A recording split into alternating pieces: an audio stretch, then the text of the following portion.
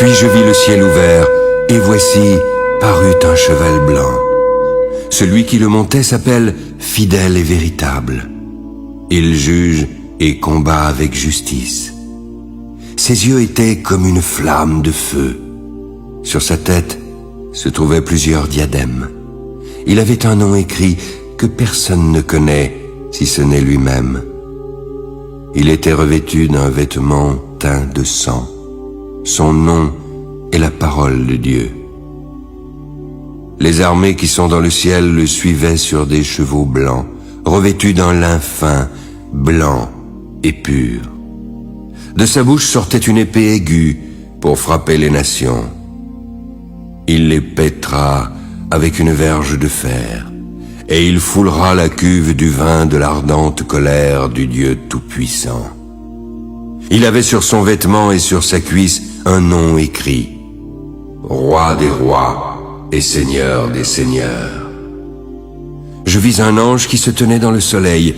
Il criait d'une voix forte, disant à tous les oiseaux qui volaient par le milieu du ciel: Venez, rassemblez-vous pour le grand festin de Dieu, afin de manger la chair des rois, la chair des chefs militaires, la chair des puissants, la chair des chevaux et de ceux qui les montent, la chair de tous, libres et esclaves, petits et grands.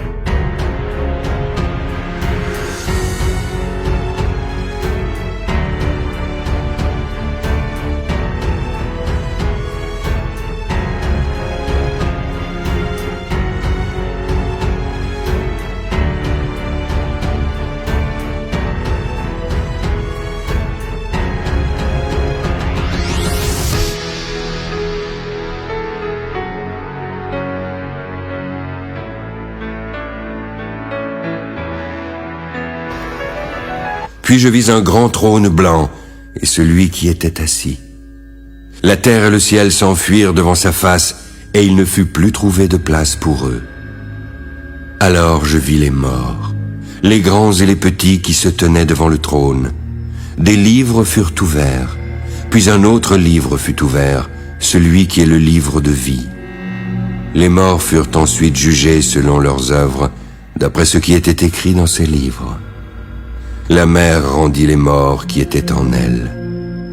La mort et le séjour des morts rendirent les morts qui étaient en eux. Chacun fut jugé selon ses œuvres. La mort et le séjour des morts furent jetés dans l'étang de feu. L'étang de feu est la seconde mort.